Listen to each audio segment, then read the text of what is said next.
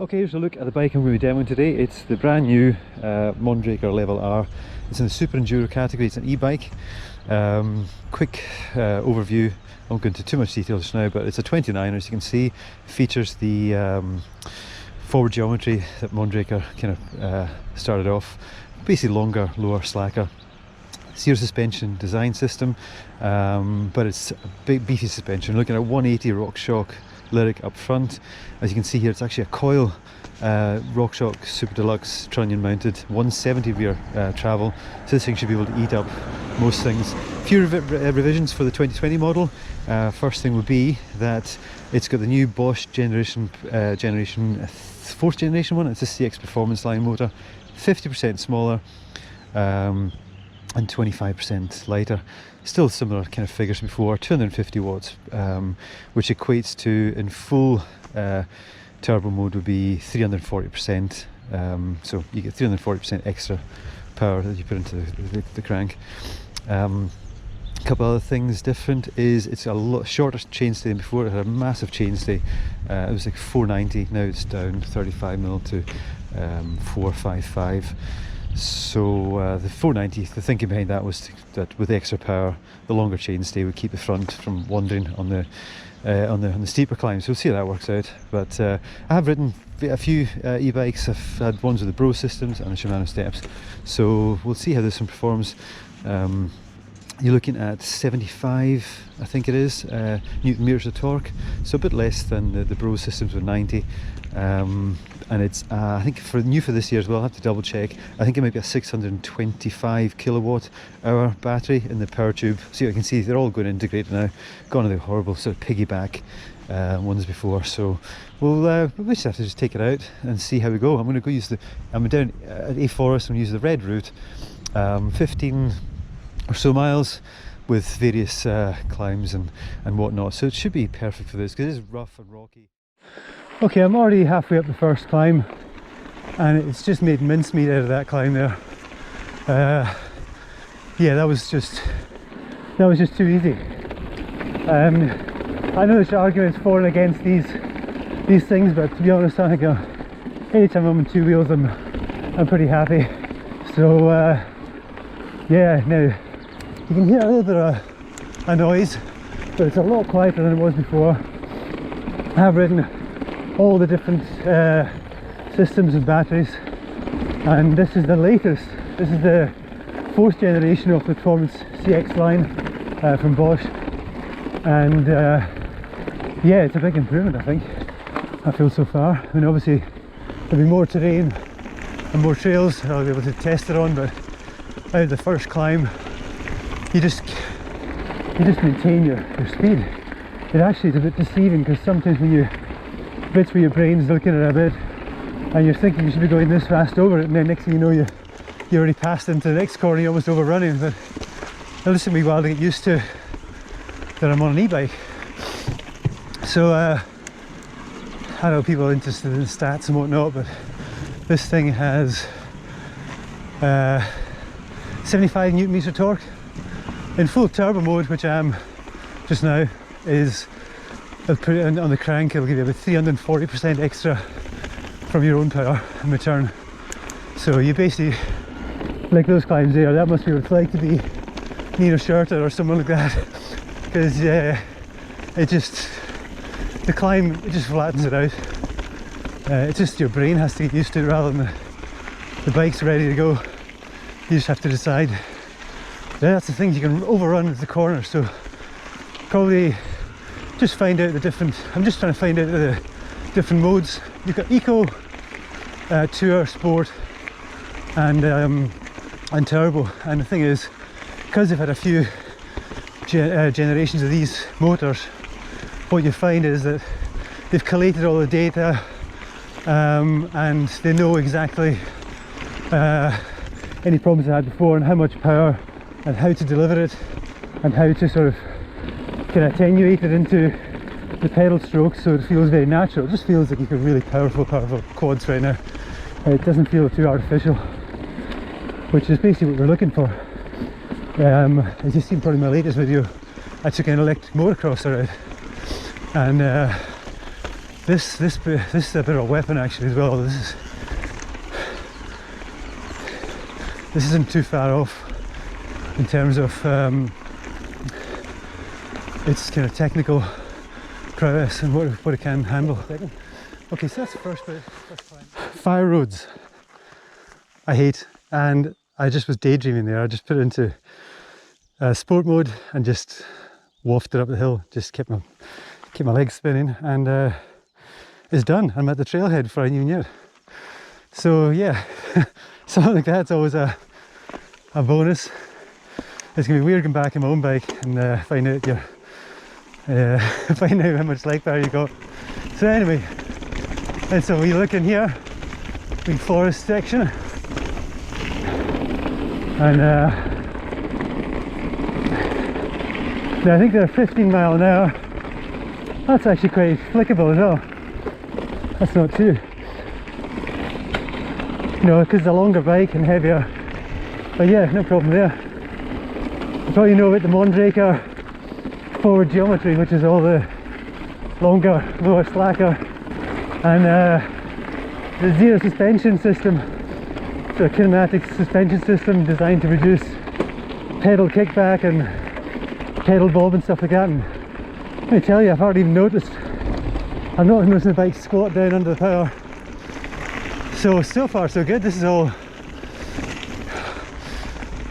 of the better e-bike experiences I've had.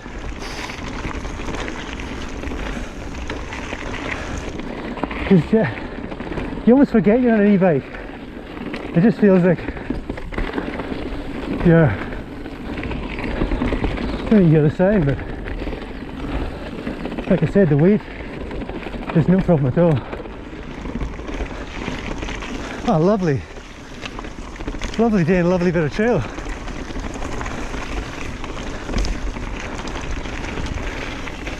It's ridiculous. You could probably keep an average speed. Oh no, you need to concentrate a bit more, look ahead. But yeah, once you get used to how the bike responds to the pedal strokes, you can really destroy some of these sections. One thing I would say is, if you are, I'm going to put this on Strava maybe, but on the drop down menu there is an e-bike section. If you are on an e-bike, use it. You'll be hung, drawn and quartered if you start taking comms of people that are bursting their backsides and you don't declare it. And oh, here we go, some jumps. Nice. That was nice.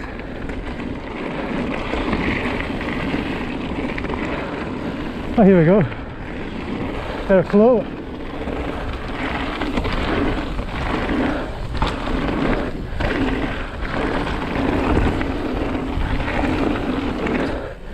Yeah.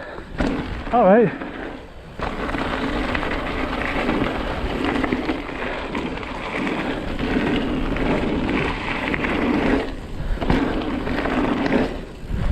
Nice.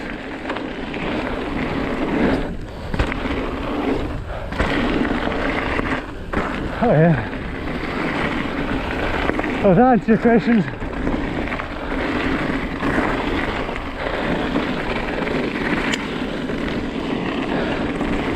Oh shit.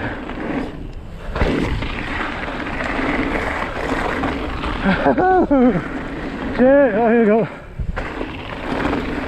Awesome. Oh, that was stupendous. Catch my breath. Man, that just ate up those jumps. I slightly cased one, but with the amount of travel we've got here, I didn't even notice it. Okay, I think this is part of the face. You can see it's a real steep switchback bit here. It's supposed to be rocky, steep, technical. I'm not the best technical climber for the slow switchbacks, but we'll see if this can flatten me. I put it into turbo mode and already it's egging me on. I know that a lot of people kind of, this is one that people tend to push up, I think. Get the right gear.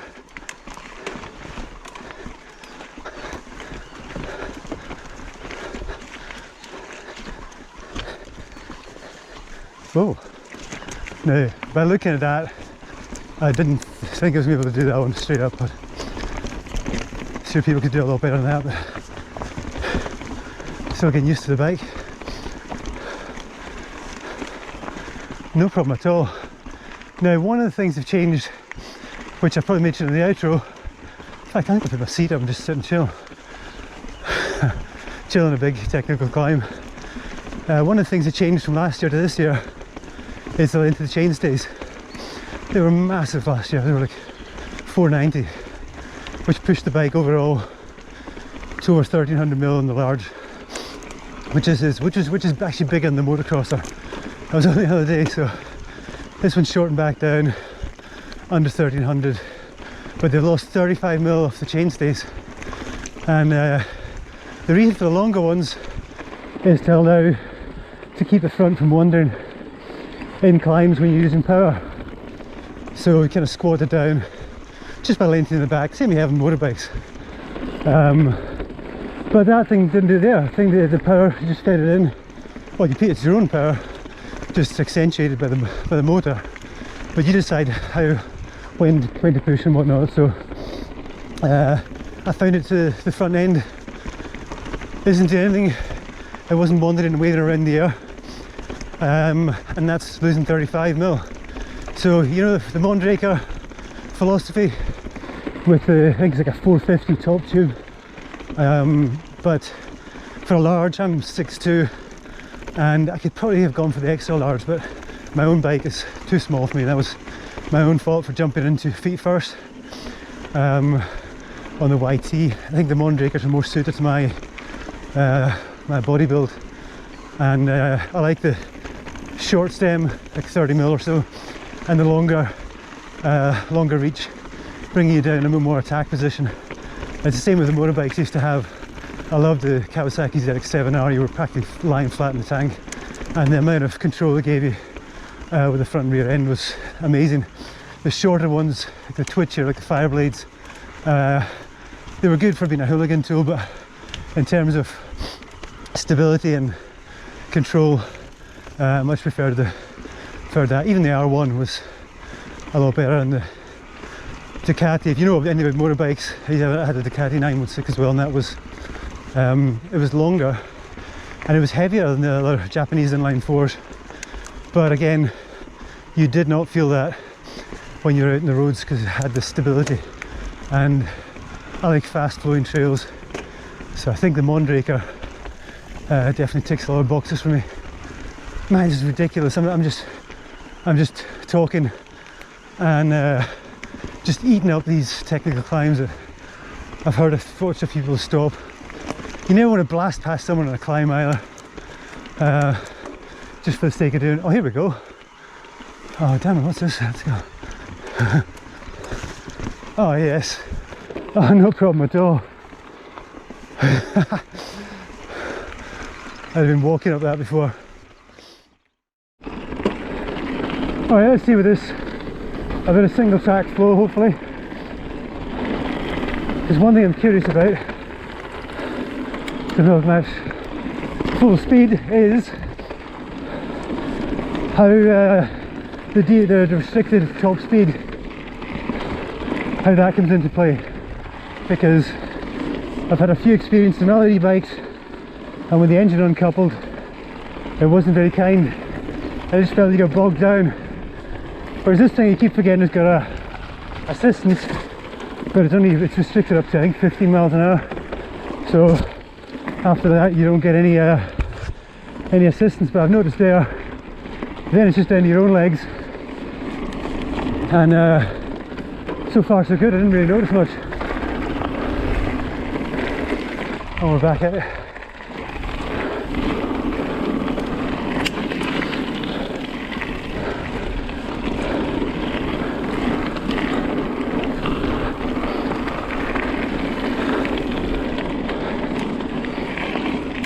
Yeah, so the engine's uncoupling a wee bit there, or the assistance at 15, but it's not that dramatic.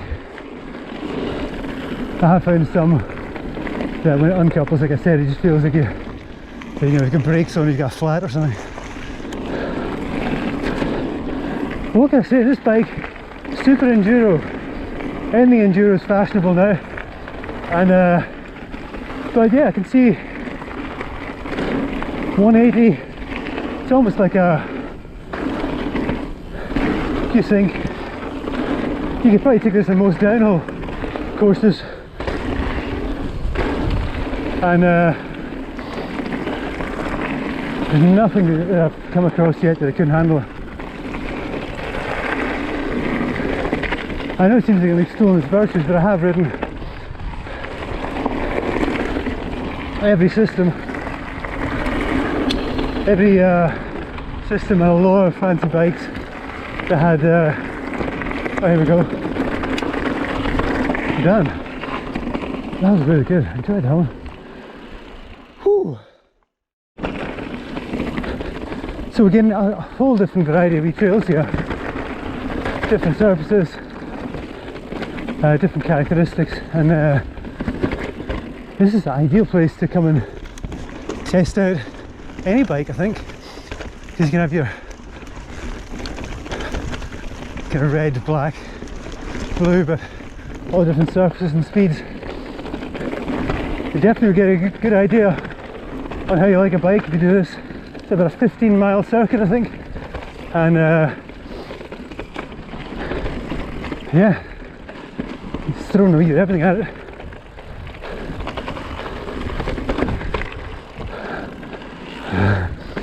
Pretty steep to the left, is that? Yeah, a bit of steeper single track there.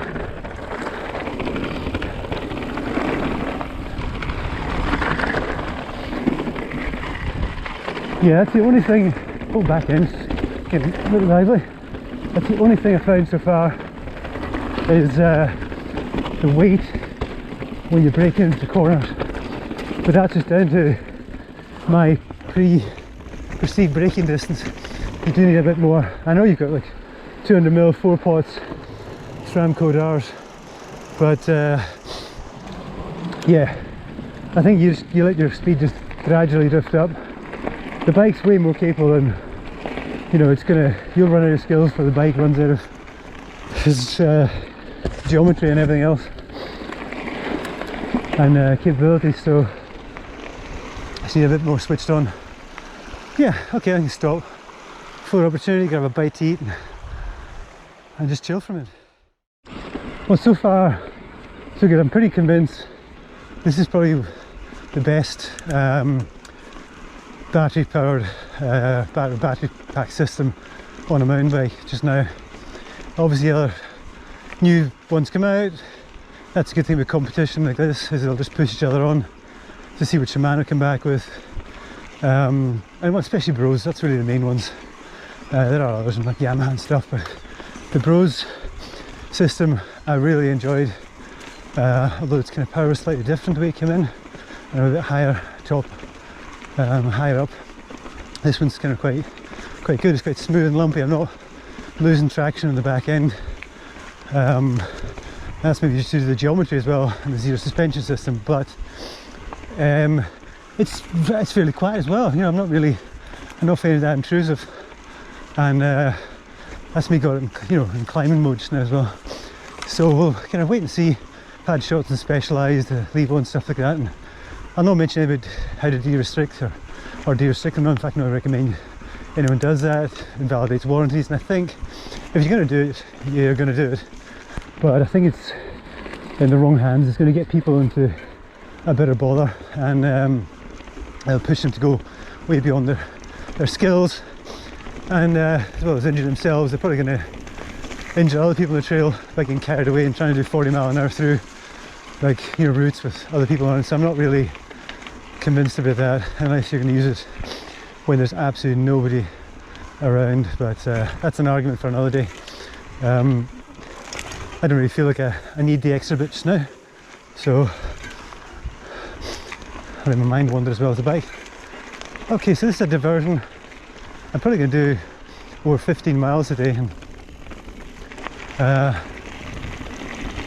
see, I have no idea where I'm going, but I'm thoroughly enjoying it anyway. Okay, technical gremlins, unfortunately. I lost a lot of footage towards the end, but I've got enough there to sort of show you what it handled. Just to let you know that the end section that I did do there, the orange grade stuff, the bike handled no problem at all. That suspension is so plush. The coil rear shock with the 170 and the up front 180 with 29er wheels, long low slack geometry. It was just so stable over the rough stuff and the fast stuff that I hit a few PRs, but without realising it. So it just shows you that extra stability, a bit of confidence inspiring suspension and geometry, and ended up for a really smooth ride. So if you're in the market for something like that, I'd definitely have a look at it. I know it is the Super Enduro category, which is probably overkill for most people, but then again, most sports cars and most fancy road bikes, sports bikes and stuff like that are, nobody ever gets to use the full potential of those. And same with mountain biking. I think this is just that extra bit so people know that they've got it there, and it's just that peace of mind. So if you've got the money, it's definitely something to think about. And if you are thinking to get one, Callum and Fraser coming down at a bike shop in Mondraker dealer, and I'm sure they'll be able to hook you up. And if you want to definitely try a demo, once they're back up and running, take it out and see what you think. That's an excellent route to go and try. And if you felt like it and you're more that way inclined, you could hit the A downhill line, no problem at all with that. And yeah, that's really all I'm going to do just now. We'll see what the next one does. I've done an e-motocross one, e-mountain bike. I'm going back to sort of traditional leg power, and you know, just to sort of do a few more like trail reviews, and we'll see what other bikes I can come up on. I've got a couple of ideas and what I'm looking to do. But yeah, until then guys, stay safe, see you out there, bye.